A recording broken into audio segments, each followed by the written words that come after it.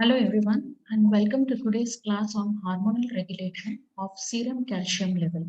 I am Dr. Swati Tikare and as you know we are following the CBME curriculum of competencies and objectives in this session.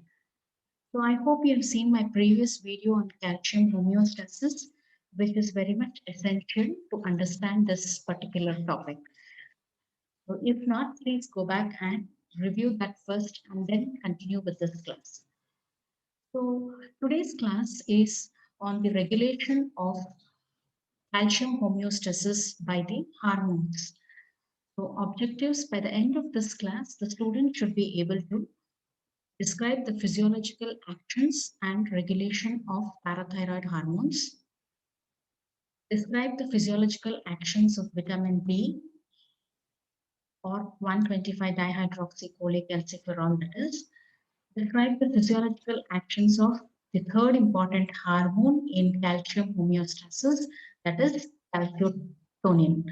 So in total, you have to learn about parathormone, vitamin D3, and calcitonin today. So lastly, describe the hormonal regulation of calcium homeostasis, how they all three work together to bring about this calcium homeostasis. So let's begin with the list of hormones that are essential in hormonal regulation of calcium homeostasis. As we named, the first and foremost is the parathormone that is released by the parathyroid gland. Remember that this hormone increases the calcium level and decreases the phosphate level. Vitamin D3 or 125 dihydroxycholecalciferol. So for this hormone to be activated form, there is a role for the skin, liver, and kidney, in addition to a diet rich in cholecalciferol and sunlight is essential. We will learn all this in detail. The third hormone is calcitonin that is produced from the parafollicular cells of thyroid gland. If these three are the important hormones, the other hormones which also play a role in calcium homeostasis are the growth hormone and glucocorticoids. So the growth hormone increases the calcium level by increasing absorption from GIT. And the glucocorticoids actually decrease the calcium by increasing renal excretion. So these are the minor hormones. So most important hormones are parathormone, 125 dihydroxycholecalciferol, and calcitonin. Parathormone increases calcium and decreases phosphate levels. We are all talking now about the serum calcium levels, which normally is between 10 to 11 mg per deciliter, and it has to be maintained in that small range by these hormones. The next hormone, 125 dihydroxycholecalciferol, increases both calcium and phosphate level, whereas the calcitonin will decrease both calcium and phosphate level. So this is a gist of all the hormones that are regulating calcium homeostasis. Now coming to how do these hormones act? These hormones act basically on three organs. Okay, the first one is the bone. So anything which lays the bone is taking away calcium from the serum, from the ECF and putting it there. So it will lower the calcium. Whereas if it is removing the bone, then the calcium is added to the ECF. Okay, we will not go to the particulars of which particular hormone does what at this level. Just understand that the hormones, how they are acting. So basically, it's on the bone. Second, the kidney. It's very simple. If it is reabsorbing more, it is going to increase the level, or if it is excreting, then it will decrease the level. Similarly for GIT. It can either increase the absorption or decrease the absorption. So all the changes in the calcium homeostasis happen by these three hormones acting on these three important organs, bone, kidney, and the GIT. We'll begin with the parathormone. So parathormone, where is it? This parathormone is coming from the parathyroid gland. So this parathyroid gland is located on the posterior side of the thyroid gland. So if you know, this is the yellow thing, that is the thyroid gland. These four round circles you are seeing is the parathyroid glands. So this is how they see. They are embedded into the thyroid gland. So if you see that the parathyroid glands are very essential for life, okay, because what does this parathormone main function is to increase the calcium. In its absence, the calcium level will go down. There is hypocalcemia and can cause laryngeal spasm, asphyxia, and death. So this is, though it's very small, minute gland there, but these hormones are essential for life. Within the parathyroid gland, we have two types of cells, the optical cells and the chief cells. Okay, the optical cells and the chief cells. The chief cells are the ones which are producing this parathormone. Parathormone is a polypeptide of 84 amino acids. So chief cells of the parathyroid gland produce parathormone. So as we said, parathormone is a amino acid or protein hormone. Basically, any hormone is usually having a lot of additional amino acids to it. Pre, pro, PTH. PTH is parathormone. Slowly, as and when they become activated, some of their amino acids get spliced and they become pre, pro, PTH to pro, PTH to the actual active PT, parathormone. Okay. So many of the protein hormones are or peptide hormones are created in this fashion. Coming to the actions of the parathormone, as we said, the actions of parathormone, it increases serum calcium and decreases phosphate levels. So how does it do? It does it by acting on three different organs. So it's very simple now once you have understood this concept. So on the bone, I hope you have learned about the bone physiology. So if it has to increase serum calcium, it has to remove bone from the laying of the bone should be removed. Osteoclastic activity should be increased. So bone is removed and hence that will add calcium to the ECF. So that's what happens. It increases the serum calcium by bone resorption, by removal of bone. So along with that, also some bone matrix protein also is removed. So there is excess excretion of hydroxyproline. This also gives an indication that bone is getting removed. Next action on kidney increases calcium reabsorption, whereas it increases phosphate excretion. Sorry for the spelling mistake. It increases the calcium reabsorption, whereas it increases excretion of phosphate. Hence, it is also called as phosphaturic. Parathormone is phosphaturic. And third important function is it is having a permissive action on 25 hydroxycholecalciferol. So what is this?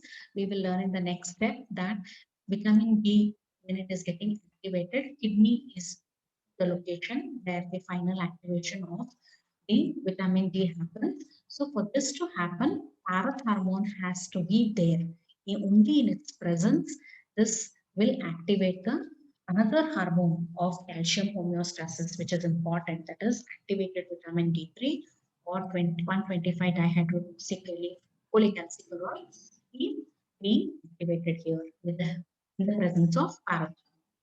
Next, on the gut, its action is to increase the reabsorption. Okay, so it is not having any direct action. That means parathormone per se does not increases the calcium absorption. But here, what we saw in the kidney, it is increasing the formation of 125 dihydroxycholecalciferol. And the action of this 125 dihydroxycholecalciferol is to increase the calcium absorption. Okay, so this by this way, indirectly, the direct action is on the bone and the kidney, and indirectly via 125 dihydroxycholecalciferol, it will also increase calcium absorption in the gut. These are the actions of parathormone. A little detail about the effects of parathormone on the bone. We already learned that it promotes bone resorption. So what it does, immediate action, early action, minutes to hours, it will activate the osteocytes, stimulate them, and they will allow transport of calcium. They pump calcium into the ECF. Whatever available in the bone, immediately they pump out into the ECF. This is the action which occurs very early.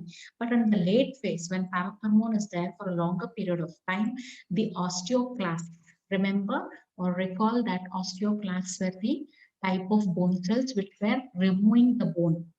So when they're removing the bone, they are activated, and from days to weeks this happens, and they start the process of bone resorption and releasing more and more calcium.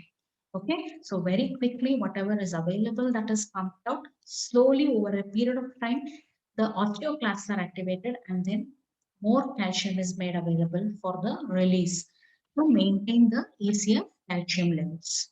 Okay, so this is about the action of parathormone on bone. Next, we'll go to the regulation. So how is the parathormone regulated? Basically, it is regulated by the calcium itself. Okay, so the parathormone regulates serum calcium, and the serum calcium itself regulates the release of parathormone. While if you can recall, we have learned that there are different methods or mechanisms by which the hormonal regulation can happen. There can be a neural regulation, there can be some other hormones that will regulate its release. Like we saw, TSH will regulate how much thyroid hormones are released.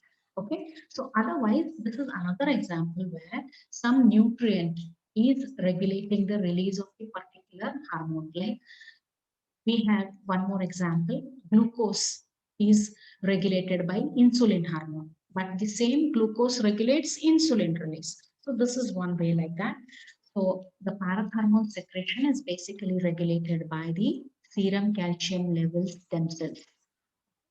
Suppose we start with a condition, we'll start here when there is low calcium level. Okay, when there is low calcium level, that is sensed by a calcium sensor of the chief cells of the parathyroid gland, and they are able to sense and they will cause the release of parathormone. Okay, so low calcium sensed by the calcium sensor stimulates the release of parathormone. Once parathormone is released, we know the three functions: increases calcium by bone resorption, by increasing kidney reabsorption of calcium, by activating 125 polycalciferol in the kidney. All this will increase the calcium, and hence there is increased serum calcium level. Okay, so we started with the low calcium stimulating the parathyroid gland, release of parathormone, it working on three organs, and it resulted in increased serum calcium level. But if the serum calcium level becomes excess, there is excess serum calcium level, that is also sensed by a calcium sensor. Okay, so this is a chief cell. What we are telling, this is the chief cell of the parathyroid gland. So this senses and activates a G protein through the phospholipase pathway. There is a negative feedback and it inhibits the release of parathormone. So whenever there is excess calcium, it is going to inhibit the release of parathormone. So all these things will not happen. There is no bone resorption, no excess absorption. So when all these actions are not happening, automatically the calcium levels will come down to normal. So this is the most important way of regulation of calcium parathormone by the serum calcium levels. Next, some minor ways are there indirectly via serum phosphate. If you recall, we had said that serum calcium and phosphate are inversely proportional. Okay, if one increases, the other decreases. Suppose serum phosphate increases, automatically calcium level will have decreased and all this process stops. On the contrary, if serum phosphate decreases, serum calcium will increase and the reverse will happen. Okay? So indirectly, this is a minor mechanism for regulation of parathormone. Lastly, One more minor mechanism is the 1,25-dihydrocholecalciferol that is formed in the kidney itself can inhibit parathormone synthesis. Okay, so this is the from many ways in which the regulation of parathormone occurs. Next, we'll move on to the next hormone, that is activated vitamin D3 or 1,25-dihydroxycholecalciferol and its role in calcium control. So cholecalciferol is basically formed in the skin. This is the rough uh, way in which it is there. The benzene rings and all for there. You don't have to actually remember or write them. Uh, so from in the skin, there is cholecalciferol. It is converted to a precursor in liver. That means still it is not in becoming the final active form, but one precursor is formed in the liver and it is stored. And what is the precursor? There is 25 hydroxy cholecalciferol. Okay. So first in the skin, then in the liver. We will see its synthesis in the next slide. Then once in the liver, when it is in circulation, it reaches the kidney, it forms the final active form, that is 1,25-dihydroxycholecalciferol. Okay. All this happens under the feedback control of parathormone. Okay. It is essential. Let's see this.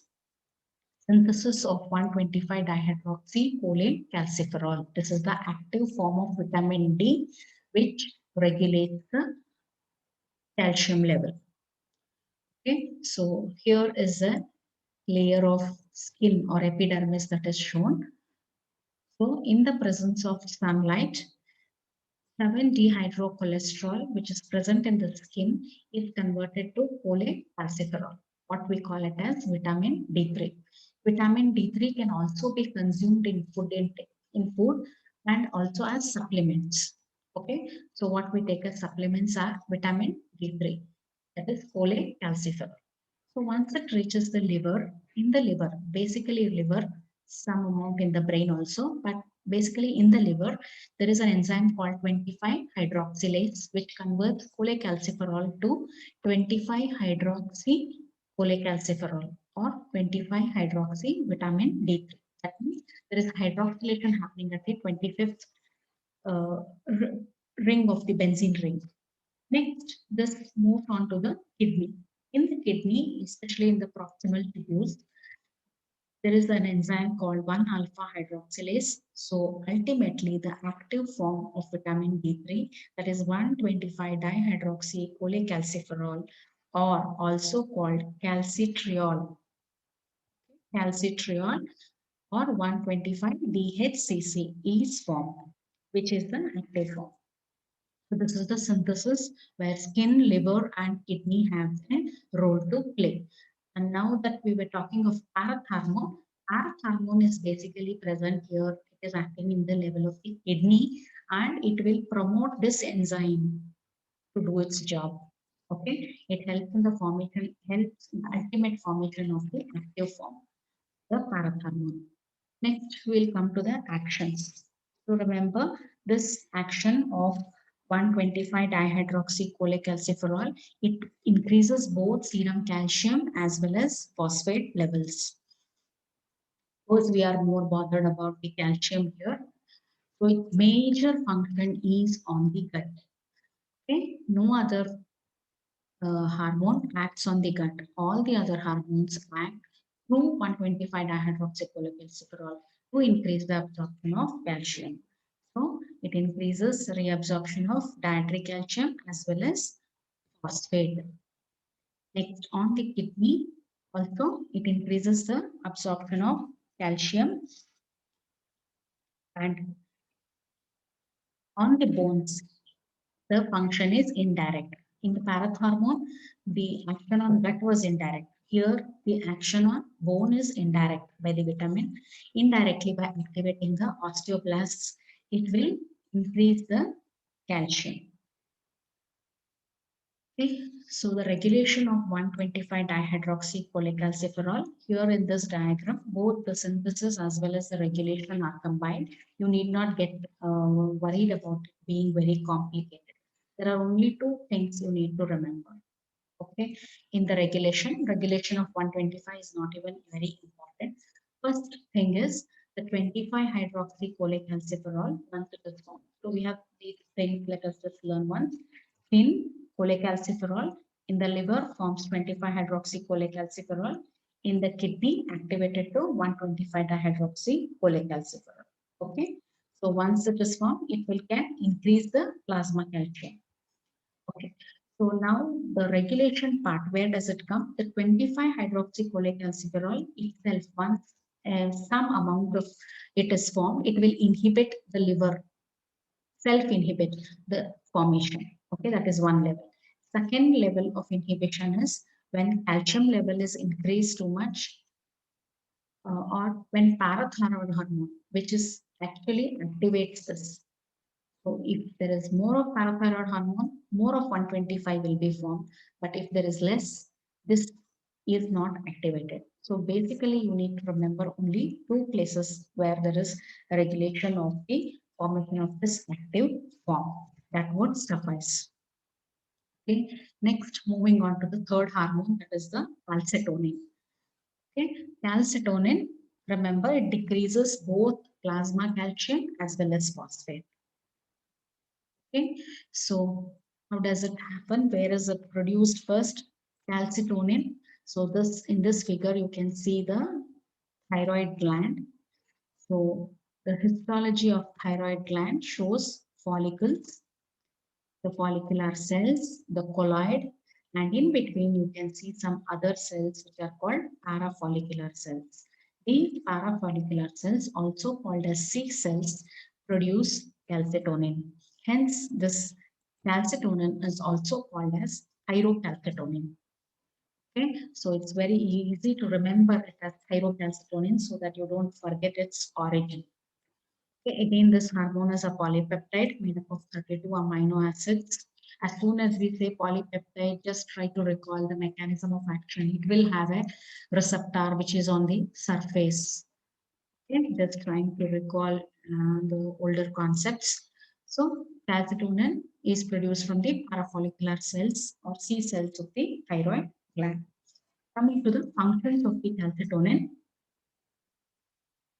Okay, few more important points about calcitonin before we go to the function. This calcitonin hormone is very, very essential and important in very inactive and in individuals. More important in the young because it helps in calcium storage. What is its job? It is decreasing the serum calcium. That means it is storing it in the bone. So for the bone formation, it is very essential. More so in the egg. It protects from postprandial hypercalcemia. Immediately after a meal, if too much of calcium is absorbed, suddenly there may be a hypercalcemia. But at that time, calcitonin is produced and it will lower the calcium and hence protect from postprandial immediately after meal. There will be no excess high in the calcium levels. Last and most important point is it protects the mother's bone from excess calcium loss during pregnancy. In the absence of this particular hormone, a lot of calcium is lost from the mother and there may be too much of bone resorption. Okay, so this hormone is very essential to prevent. Otherwise, the mother's bone can become excessively soft and she loses a lot of calcium. So moving on to the functions of calcitonin. So here also the role, just like parathormone, calcitonin is having its major action on the bone. So what does it do on the bone? It decreases calcium mobilization. That means it is helping in laying the bone. It lays the bone. So there is no calcium coming out. Decreased calcium mobilization decreases the osteoclastic activity. No bone resorption. Exactly opposite of parathormone. Okay? So that's how it will decrease the serum calcium. Next, on the kidney, it will decrease both calcium and phosphate reabsorption.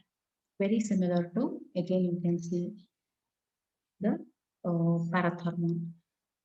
Then decreases the dietary calcium absorption. Now, because of all these things, everywhere it is decreasing, it will decrease the serum calcium level. So this is the function of calcitonin. Now let's see a combined picture of how exactly these three hormones are working together to maintain the calcium homeostasis. Okay, so the calcium homeostasis has to be maintained between 10 to 11 mg per deciliter. Okay, normal blood calcium level. Suppose, let's say, there are certain stimulus and the blood calcium level raises. There is an imbalance and it raises. As soon as the calcium level raises, it stimulates the thyroid gland and releases calcitonin. And calcitonin, it acts on the bone, stimulates calcium deposition. Whatever excess calcium is there, it makes it to deposit in the bones. It reduces the calcium uptake in the intestines and also reduces calcium uptake in the kidneys. So all these functions will help in reducing the calcium level, which has initially raised to bringing back to normal. Now the next condition is if the calcium levels lower down. Okay, so here you can recall that. Please pay attention here that when the calcium levels have raised, the calcium lowering hormone is only one, that is calcitonin. Whereas to raise the calcium levels, we have two hormones. So now the next thing is if the blood calcium level falls, serum calcium falls, level is become very low. It is 8, 5, 4, 3. Can't go so low. We know what will happen in the next class. We will learn about it. But whenever the serum calcium levels falls to below 10 to 11, parathyroid glands are stimulated and they will release parathormone. We saw in the previous how in the regulation, if calcium is sensed and parathormone is released.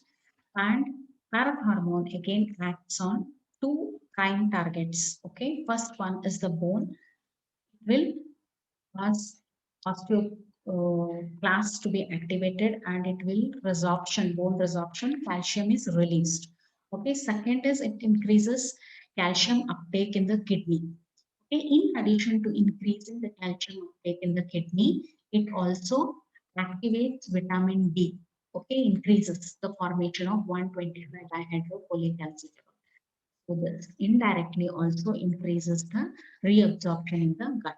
Hence, all this now parathormone along with the 125 dihydroxycalciferol will try to raise the calcium level which had lowered back towards the normal. So this is how the three hormones work in tandem to bring about a normal homeostasis of the calcium, serum calcium. So that's about the hormonal regulation of calcium. So with this, we have completed the calcium homeostasis regulation by the hormones. We have understood the physiological actions and regulation of parathyroid hormones, the actions of vitamin D, actions of calcitonin, and also how they all the three hormones work in tandem. So thank you. In the next class, we'll see the applied aspect.